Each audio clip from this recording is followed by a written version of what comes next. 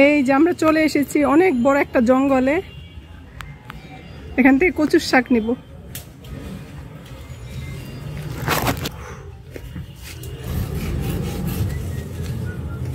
এই যে কচু গাছ,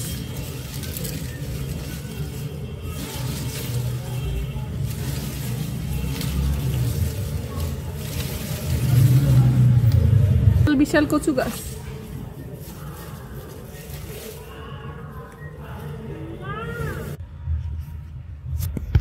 এগুলি কচু পাতা।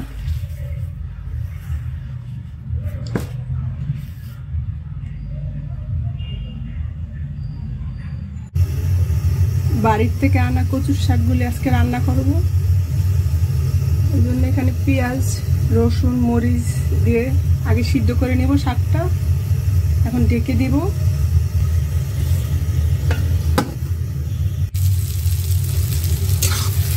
আজকে মুরগি রান্না করতেছি, মশলাটা কষিয়ে নিয়েছি।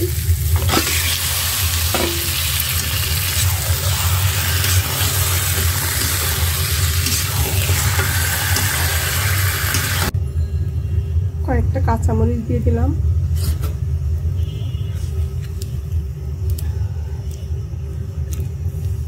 আর এদিকে কচুর শাক বসিয়েছিলাম, ওটা প্রায় সিদ্ধ হয়ে এসেছে মতো।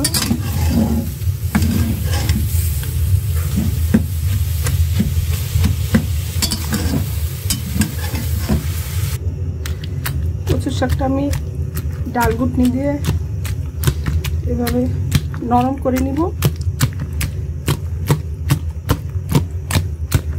কচুর শাকটা পুরোপুরি সিদ্ধ হয়েছে, হালকা একটু এমন করলেই পুরো নরম হয়ে যাবে।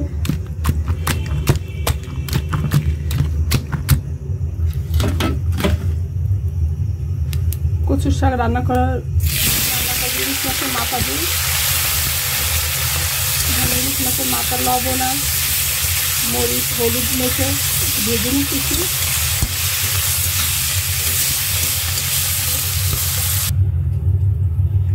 ইলিশ মাছের মাথাটা ভেজে উঠানোর পর আমি একটু এখানে কালি জিরা দিয়ে দিলাম।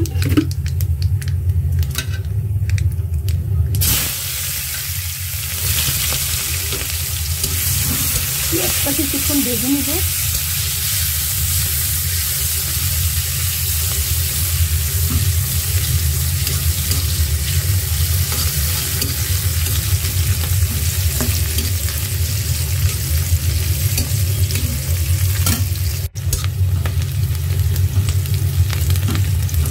এবার এখানে একটু আদা বাটা দিয়ে দিব।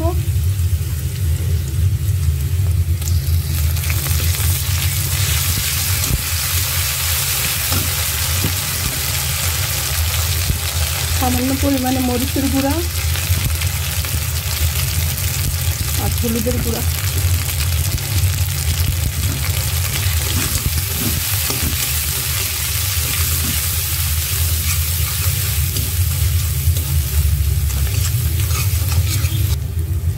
একটু পানি দিয়ে মশলাটা ভালো করে কষিয়ে নিচ্ছি।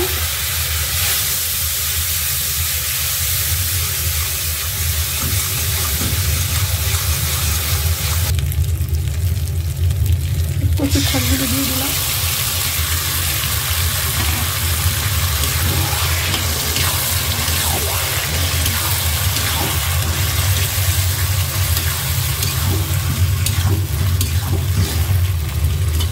ভেজে রাখা ইলিশ মাছের মাথাগুলো দিয়ে দিলাম।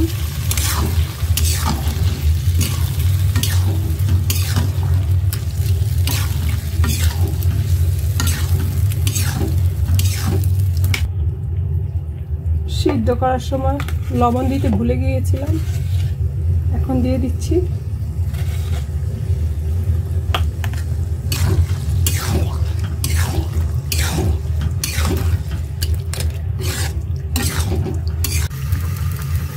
মুরগির মাংসটা হয়ে গেছে, নামিয়ে নিচ্ছি। কচুর শাকটা পানি পুরোপুরি শুকিয়ে গেছে, একটু তেলও বেরিয়ে আসছে। এখন হয়ে গেছে, নামিয়ে ফেলবো। এভাবে কচুর শাক রান্না করলে খুবই মজা হয় খেতে।